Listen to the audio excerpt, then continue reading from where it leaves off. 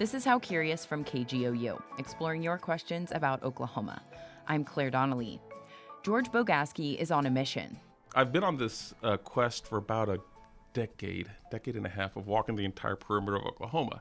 Walking the entire perimeter, about 1,450 miles. He thinks he's about 25% done. About a third of the northern border. I've taken the rivers along Red River. I've done southeast Oklahoma from basically the Ouachita Wilderness south. Bogaski's walked hundreds of miles, sometimes by himself, sometimes with family or friends. Before his dog Daisy died, he'd bring her along too. It's a mixture between a pug and a beagle. Extremely friendly, extremely tough. We were in first time camping along Buffalo Creek, and we were going along the river, and she got bit by a rattlesnake above her eye. And I still remember we're out in the middle of nowhere. My grown boys were young then, and we were in a tent, and Daisy swole up huge, and her head was huge. And she survived. And why is Bogaski doing this? I mean, the why is like, why do I like Rocky Road ice cream? I just do. He says he loves the state's diverse geography and wildlife. But Bogaski had some trouble in southwest Oklahoma. He has a tradition of smoking a cigar at each corner of the state. He's lit up at all the others, but couldn't find the exact southwest corner.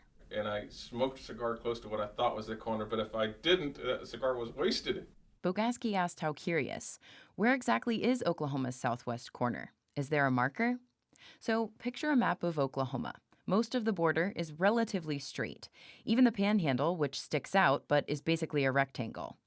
Oklahoma's southern border is squiggly because it's the Red River. You know, rivers have this interesting thing, they move. Carl Tyson wrote the book The Red River in Southwestern History. He says because the river changes over time, it's caused a lot of conflict through the years. We don't have time for the entire history, but here's a quick overview. The United States bought Louisiana from France in 1803. At the time, Spain owned the land that's now Texas and Mexico. The U.S. and Spain were always arguing about whose land was whose. So, in 1819, John Quincy Adams and the Spanish foreign minister, Luis de Onís, negotiated a treaty called the Adams-Onís Treaty. It set the Red River as the dividing line between the two countries' territory.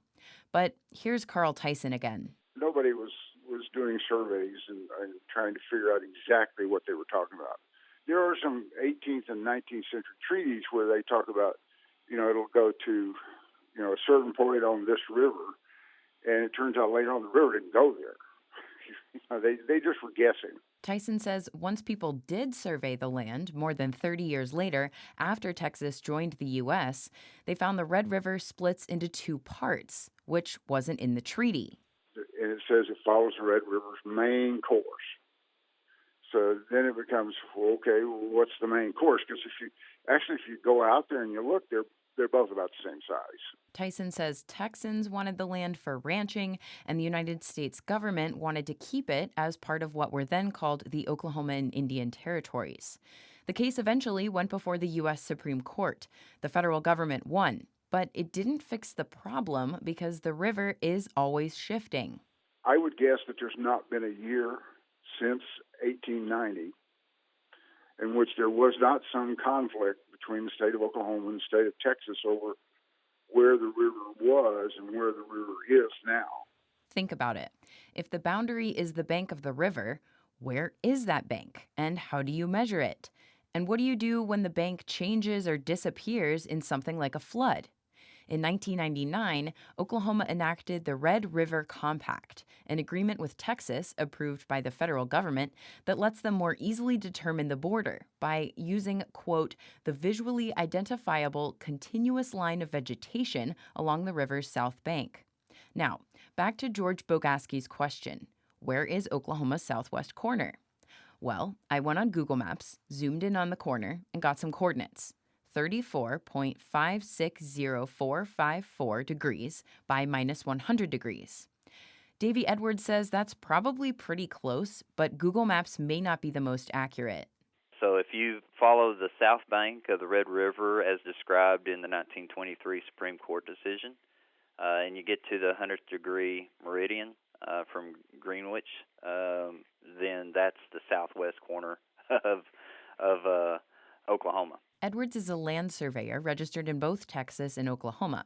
It's his job to make precise measurements that determine property boundaries, like along rivers. It's feet on the ground. You get muddy. Sometimes you get out in the middle of the water, get wet. You got to watch out for quicksands, water moccasins, hogs. You got all those things that you're dealing with. Edwards hasn't been to Oklahoma's southwest corner. There's probably not going to be a marker there because it had been washed away over the years. But there may be something back up off of that boundary or off of that bank, and it'd be a reference mark. So it would say, it might say, the southwest corner of the state of Oklahoma is located, so many feet away and at this bearing or something like that. So I went to look for it. Okay, so I'm driving on a dirt road in southwestern Oklahoma. It's really bumpy. This was my first time driving a pickup truck with four-wheel drive, and I got stuck once. My truck was completely blocking the road. Okay. A kind stranger had to get me unstuck. Here's your reference. It's in the floorboard. It's in the floor. Yeah, and I had to put it in low because you were really stuck. But if you'll look down here, it says 2 and 4. It was really embarrassing. Put it in neutral. Anyway, I finally found the area I was looking for. Trisha Bartlett lives close to the border. She didn't want to be recorded. Bartlett said she didn't know whether there's a marker on her land. She gave me permission to look for it, but strongly advised me multiple times not to venture into tall grass because of rattlesnakes. So I went to a diner in Hollis for a second opinion. David Cummins and Harry Cochran were just finishing their lunch at Boomerang, a little place right off East Broadway Street, one of the city's main roads. So I should not go walk around the field? Not without boots. Particularly near the river. Particularly not on a warm day. Right. What happens? A lot of rattlesnakes. You get bit. Another guy, Bill Dill, told me he killed 68 rattlesnakes last year. I decided not to risk it. Lots of organizations use land markers, including utility companies, the Army Corps of Engineers, FEMA, and the U.S. Geological Survey.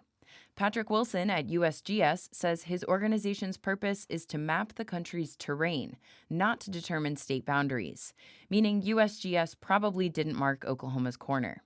The National Geodetic Survey also uses markers.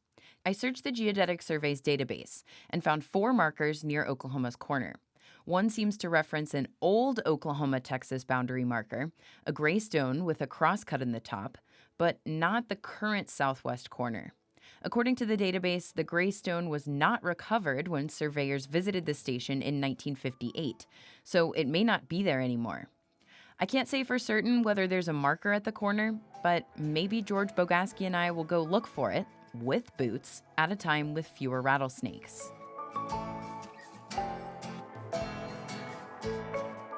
Thanks for listening to How Curious. The show is a production of KGOU Radio. It's produced by me, Claire Donnelly. This episode was edited by Caroline Halter. David Gray composed our theme music. Email us your Oklahoma questions at curious@kgou.org.